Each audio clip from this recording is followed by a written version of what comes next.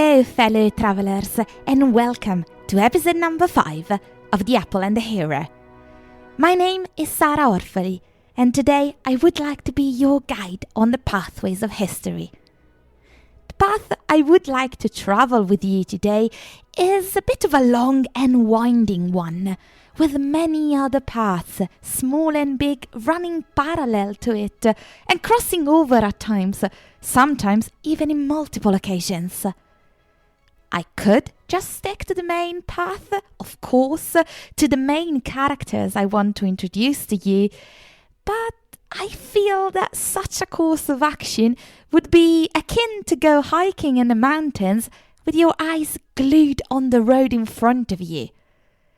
Just as one goes hiking to see the beautiful panorama and breathe in the fresh air, I decided that half the fun in travelling the historical paths is getting lost in them. This is why I decided to split the episode in two, to give us more time to fully appreciate the characters and the history we're diving into. There is also a slightly more practical reason for this split. As I recorded it for the first time, in my enthusiasm to share with you all the beautiful things I discovered, I started picking up speed. By the time I got to the end, the episode resembled more a rushing river than a calm stream, as if you'd accidentally set the playing speed at 1.5x. By the end of it, I was out of breath and slightly unsure of how exactly I got to that point. As I listened to it, I realized I couldn't make head or tails to what I said, so I thought I'd spare you the exercise, split the episode, and try to make the path a gentle one on rolling hills, rather than an ultra-marathon on the crest of a mountain ridge. Before we start, though, I have a disclaimer to make for these next two episodes. The path I've chosen to travel on is darker than usual. History, unfortunately, is not a fairy tale, and the happily ever after ending is much rarer than what we would like it to be. Morals and ethics are, just as unfortunately, subject to different standards in different eras. What today is acceptable and accepted wasn't so in the past, and just as well, what was seen as normal and part of life in the past is quite unacceptable for us today. Such is the case with violence. I'm not trying to say that the past was a lawless time, because it's not true, but we need to accept that what is for us inconceivable could have been, at one time or another, seen as part and parcel of life. Not debated, but simply accepted. As I was looking at the heroes, legends and myths that make up Europe's historical tapestry, I realized that some legends had dark undertones, and some who were considered heroes in the past would now be considered nothing more than villains. Such is the case with the character and the legend I want to introduce to you today. From now on, I need you to suspend judgment on anything I will tell you.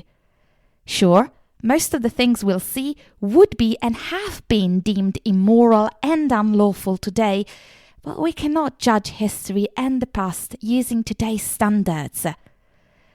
I don't plan of making a habit of it, because I don't want this podcast to focus on the gore and the violence that did run abandoned in the past. But in these two episodes, in the next one in particular, there will be talk of gratuitous violence. I will not go into graphic descriptions. I don't do particularly well with horror myself. But if the mention of torture and senseless killing doesn't sit well with you, please turn around now.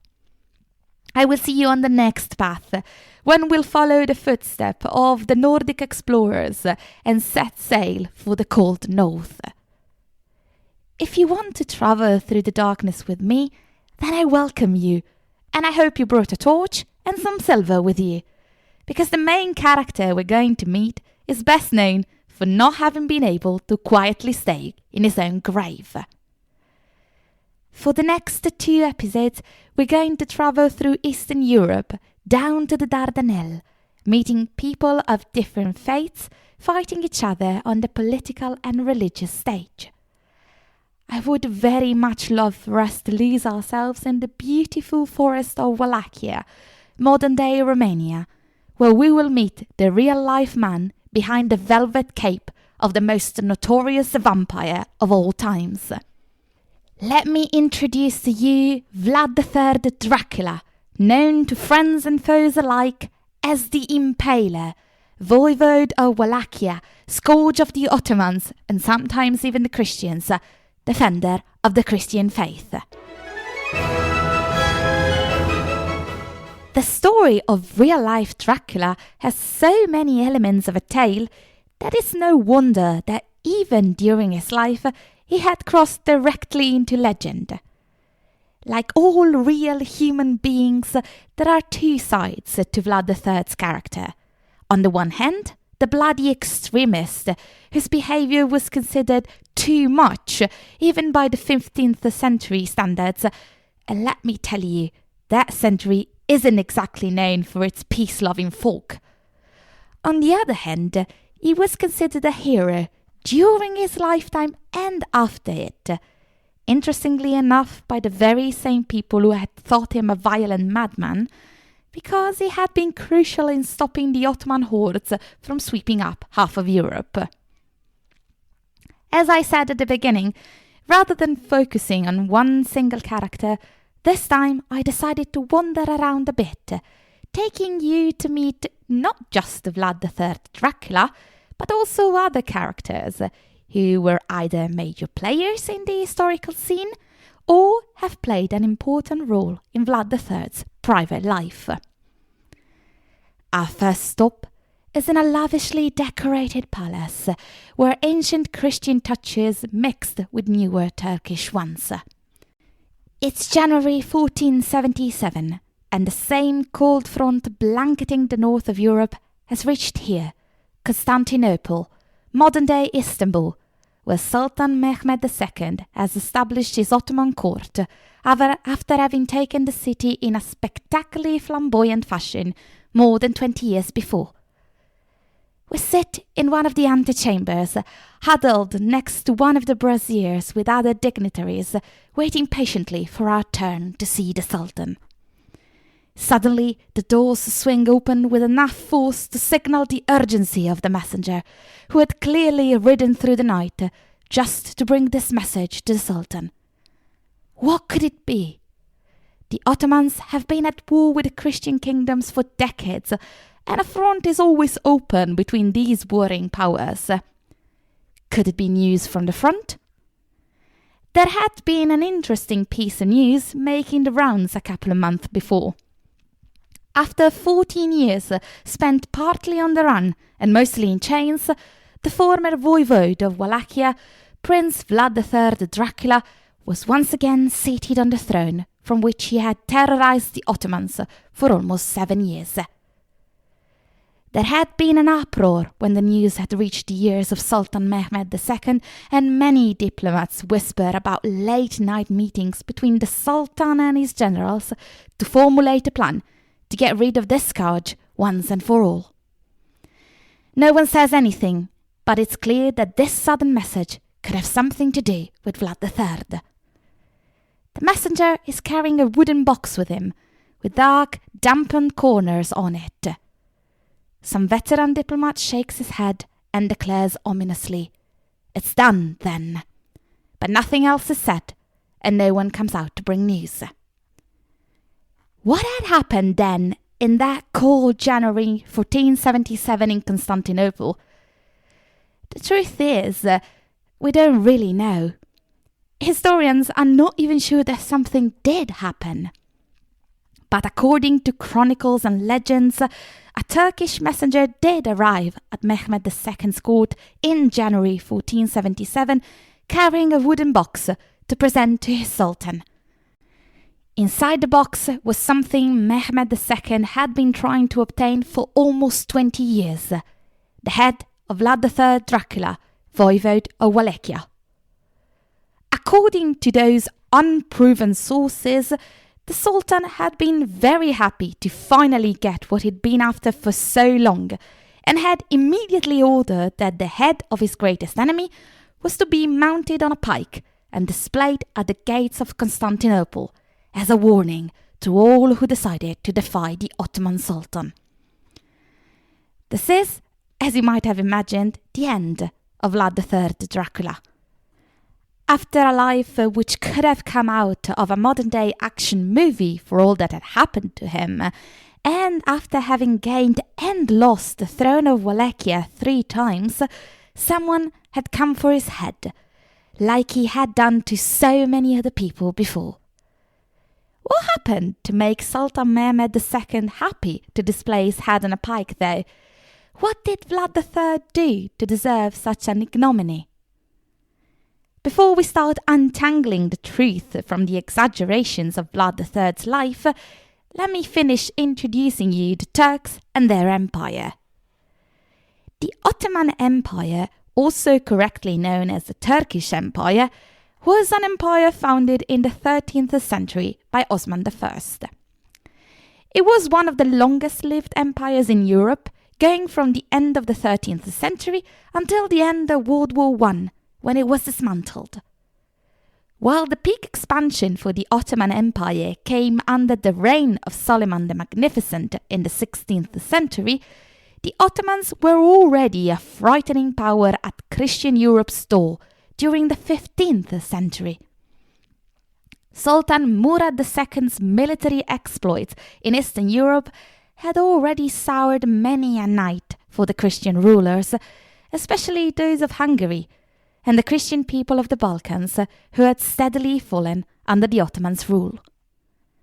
It would be Murad II's son, though, Mehmed II, who would inflict the coup de grâce on the Christians' morale by conquering the great city of Constantinople and subsequently seizing the entire Byzantine Empire in 1453.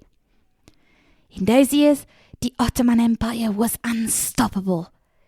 Ironically enough, it was Vlad III, with his unorthodox, unhinged, bloody methods, the one who was most successful in keeping the Ottomans at bay. He had used everything he knew about them, every single scrap of knowledge he had painfully acquired in his years as an Ottoman hostage, and turned it against them. Time and time again, the great military power of the Turks had been undermined by forces much smaller than theirs, but guided by a man who had made it his life mission to destroy the Ottomans. Just for this, the Sultan's hatred might have been justified, but there was also an element of a personal grudge for Mehmed II. While Vlad III had regarded his years at the Ottoman court as some of the worst in his life, Mehmed II had felt a sort of kinship with the young prince of Wallachia, and had felt very much betrayed when he had figured out it clearly wasn't reciprocated. What Vlad III had done in his personal quest of revenge against the Turks had been so effective that it had had also the side effects of ingratiating him to the Christian leaders, including the Pope. They had all been so desperate for a success against the Ottomans that they willingly overlooked a lot in pursuit of their goals, including a bloody reputation.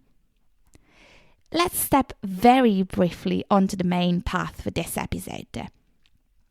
Vlad III of Wallachia, who died known to all as the Impaler, wasn't born as such, obviously. We don't know much of his childhood, but what little information there is doesn't seem to suggest a violent or uncaring family situation, at least not at the beginning. Vlad III was born between 1428 and 1431. The dates vary because we have not even a single scrap of a document recording this, as the second of 3 legitimate sons of Vlad II Dracul, voivode of Wallachia. There is so little information on Vlad III's childhood that we're not quite sure of who his mother even was, or even exactly where he was born, although Transylvania seemed the most probable place. In order to get a little closer to understand Vlad III, we need to sidestep on his father's path for a little bit. I did say we were walking Vlad III's path very briefly. What happened to Vlad II and what he did to his family would prove pivotal in shaping up Vlad III's mentality. Vlad II grew up as a hostage at the Hungarian court of Sigismund, King of Hungary and later Holy Roman Emperor. The practice of keeping one enemy's heirs hostage was quite widespread and common in the Middle Ages. Remember at the beginning when I told you that some things which would be considered unthinkable today were the norm in the past? Well, this is one. So, young Vlad II was kept at the Hungarian court as incentive for his father, Mircea I, voivode of Wallachia, to behave. But behave how? And why would Hungary need an assurance that the prince of another state would behave? Thanks to many successful military campaigns, the Ottomans had expanded their territory north, directly into Eastern Europe, up until they were Hungary's direct neighbours. Or they would have been, if not for the presence of a small state which acted as a buffer between the great kingdom of Hungary and the mighty Ottoman Empire. That buffer state was Wallachia, and for the longest of times, Turks and Hungarians played tug-of-war with the voivode of Wallachia to turn them either one direction or the other. The poor princes of this tiny buffer state, squeezed between two overbearing giants, had not much, if any power at all by themselves, and they needed to ally themselves either with Hungary or the Ottomans, just to survive the other. Given their precarious position, many voivodes played switcheroo between the two neighbouring powers, and so neither Hungary nor the Ottomans could be really sure where a Wallachian prince's loyalties lay. Hence, in Sigismund's case, Vlad II as a hostage. To be fair though, Vlad II, at least in Sigismund's eyes, wasn't considered collateral to kill if Mircea I strayed too close to the Ottomans. No, for Hungary, Vlad II was a valuable pawn, a pet voivode bred in captivity to be used as a substitute in case his father seemed to prefer the Turkish way better. For most of his life, Mircea I kept his faith and allegiance with Christian Hungary, but towards the end of it, he did sign a treaty with the Ottomans, promising to pay the exorbitant amount of 3,000 gold ducats a year in order to save Wallachia from being transformed into an Ottoman province. If you're curious, 3,000 gold ducats correspond more or less to $500,000 in today's money, which doesn't seem much in a country's budget, but considering the tiny extension of Wallachia, it was a lot. Mircea I wasn't the first and would not be the last voivode changing loyalties. Regardless of the might of Hungary, the Turkish Empire could offer more to his allies and was way scarier than Hungary could ever be. Despite his father's political changes, Vlad II had a good life at Sigismund's court, going as far as being chosen as a knight for the Order of the Dragon. It was quite an honour. This order had been created by Sigismund himself in 1408 and was modelled broadly on the medieval Crusaders. Its members were 24 high-ranking knights pledged to fight heresy and stop Ottoman expansion. It is to this order that Vlad II owes his sobriquet, Dracul. In Romanian, it meant dragon, and Vlad III's Dracula simply means son of the dragon.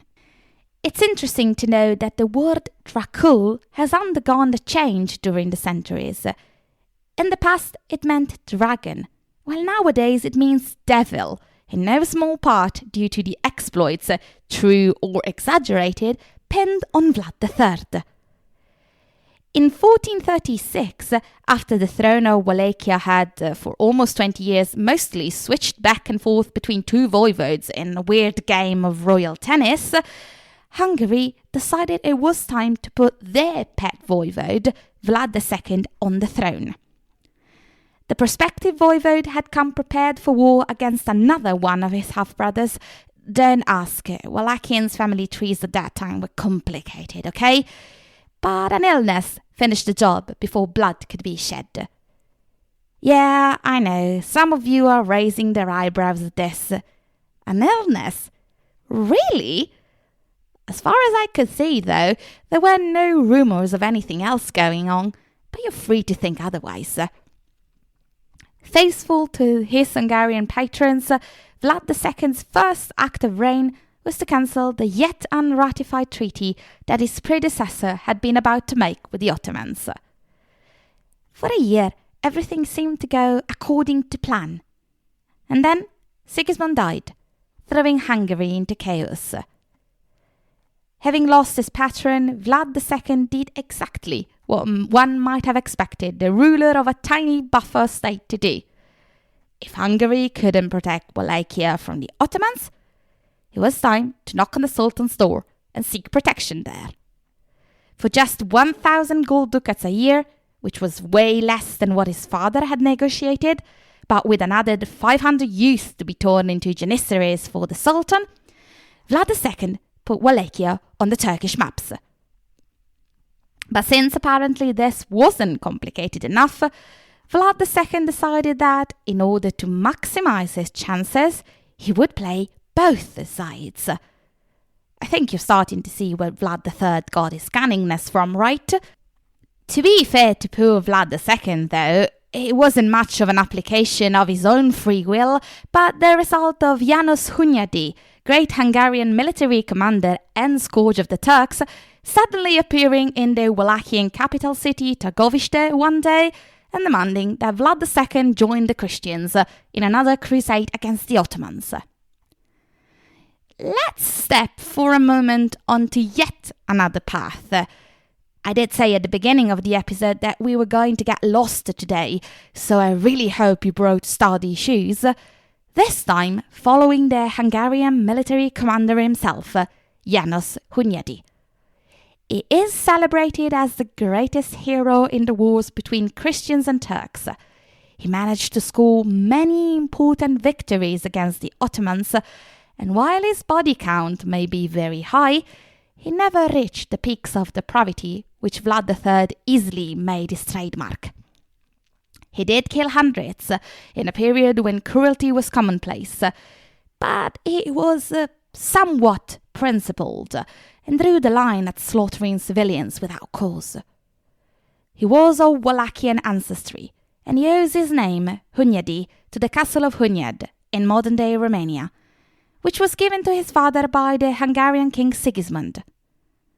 According to the Hungarian custom, a man was supposed to take his name after his landed estate. The land given to the family by Sigismund was enough to elevate them, but only to the ranks of the lower nobility. János Hunyadi's fame would ride entirely on his military successes against the Ottomans. Part of his success as a military commander can be attributed to his youth experiences when he visited Milan and the court of Francesco Sforza and came back to Hungary having learned a new military art. Hunyadi started out small. A noble he might have been, but he could command just a small platoon. Soon, though, his successes and charisma made him climb the ranks until he was the military leader of the whole defense system of the southern borders. Hunyadi was a hero, the soldier everyone in the Christian armies wanted to be. His fame transcended borders and religion. He became known in contemporary sources as the only fear of the Turks, or, with a Turkish expression, war's lightning and thunderbolt, which was an appraisal rarely granted by Turkish warriors even to their own leaders. By comparison, Vlad III became known as the Impaler, which I think is way less heroic and flattering, don't you? He would never sit on a throne himself, but one of Hunyadi's children, Matthias Corvinus, would become King of Hungary as Matthias I, and would play a big role in Vlad III's life, just as his father had done before him. But back to Vlad II's story. We had left him trying to juggle the extremely powerful neighbours without getting his country swallowed. As such, the voivode had decided to play both sides, fairly sure that the Christians would lose and his betrayal would never be discovered by the Ottomans. Unfortunately for him, though, Hunyadi was a great soldier, and he managed to score a victory against the Ottomans in 1442. If Vlad II was hoping to keep his presence in the Christian ranks a secret, after such a victory it wasn't quite possible.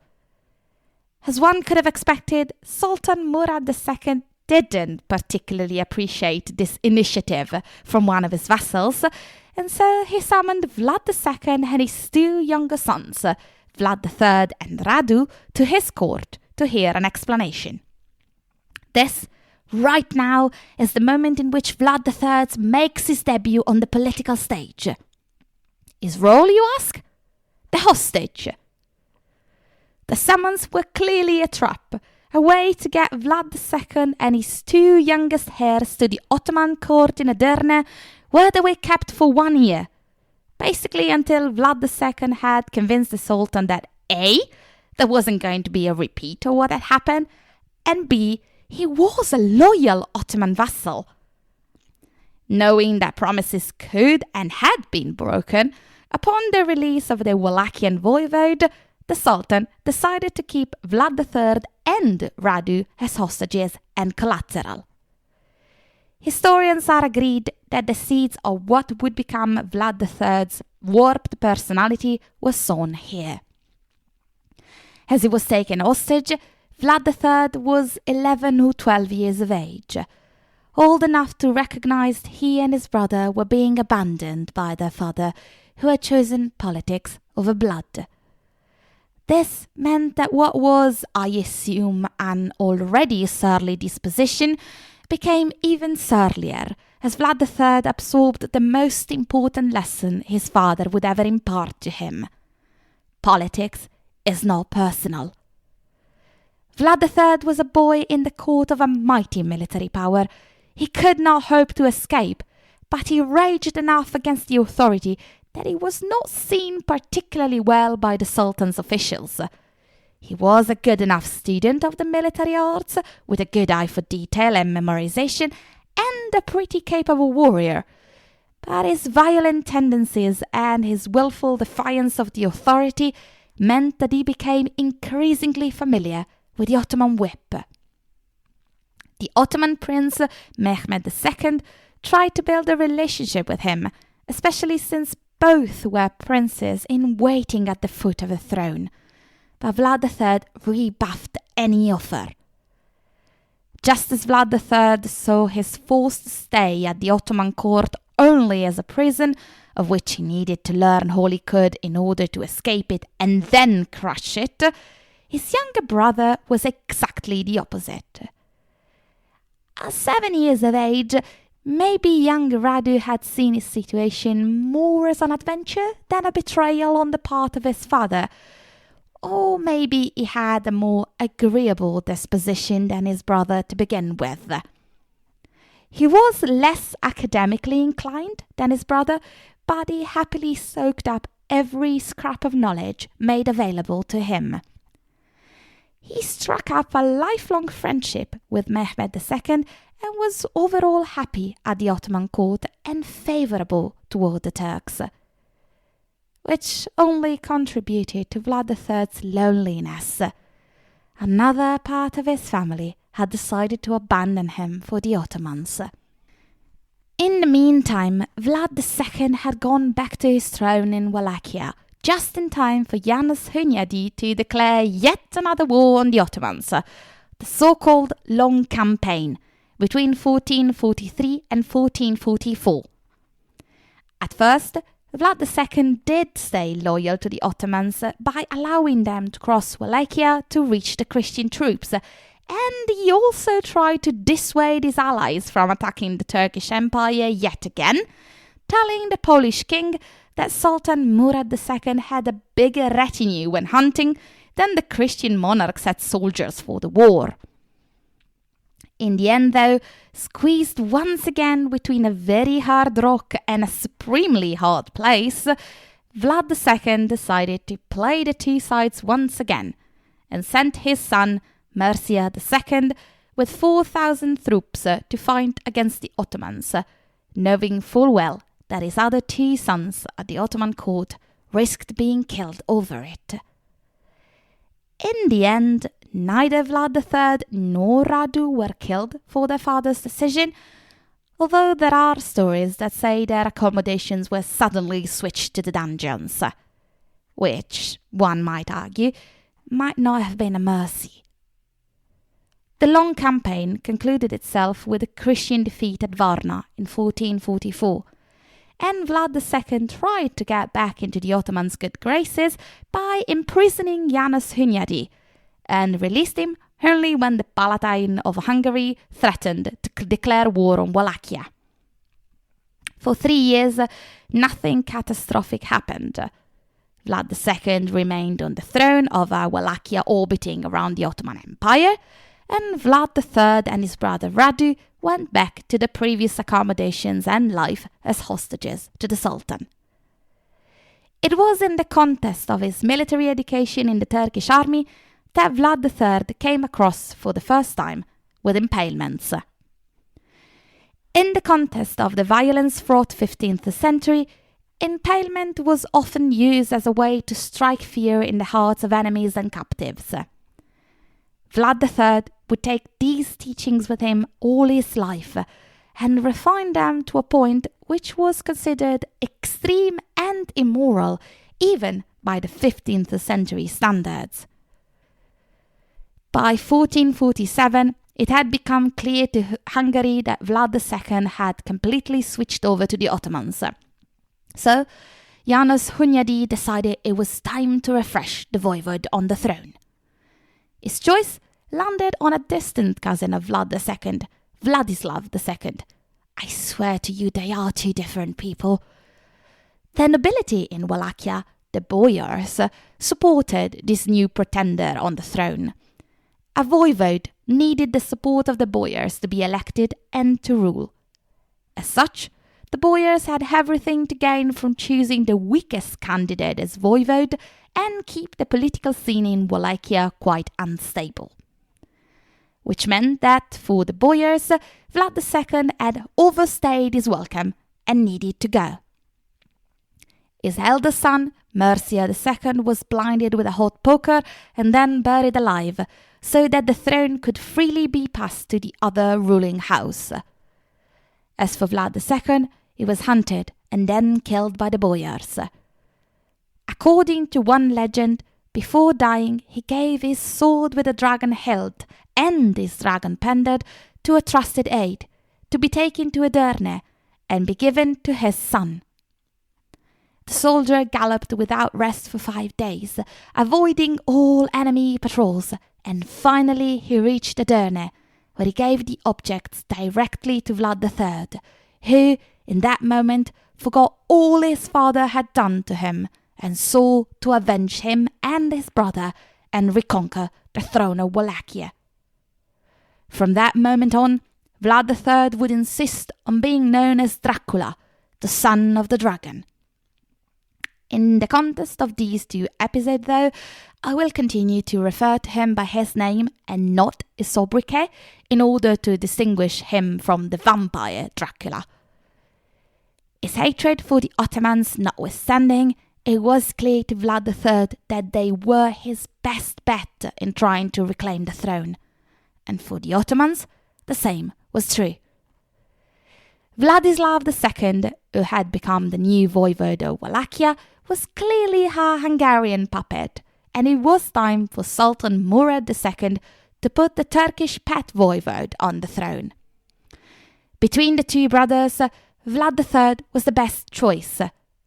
Sure, he was still defiant towards the Ottomans, but he was clearly capable and military adept.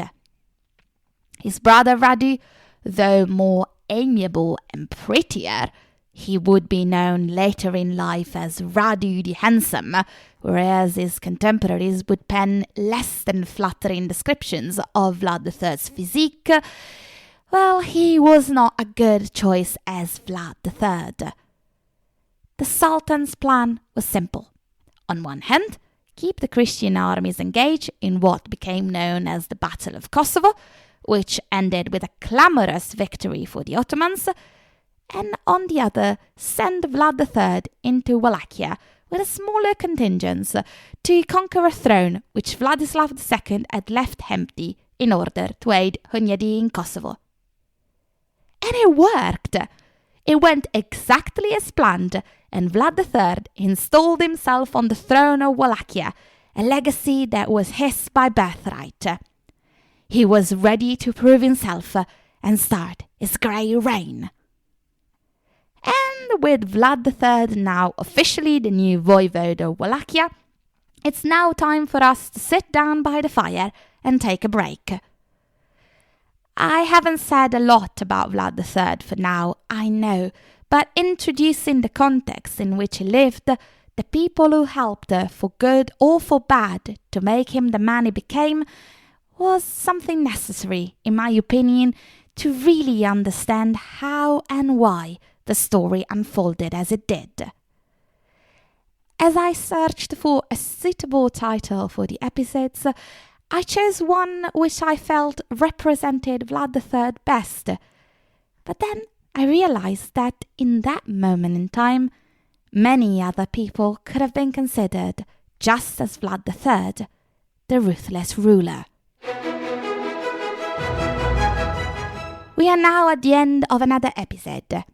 Head over to www.theappleandthehero.com and join the community to receive the newsletter. I will wait for you here in 2 weeks to see the story through.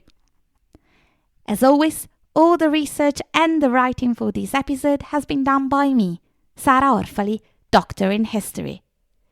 If you've liked it, please hit the subscribe button. Goodbye for now. Safe travels.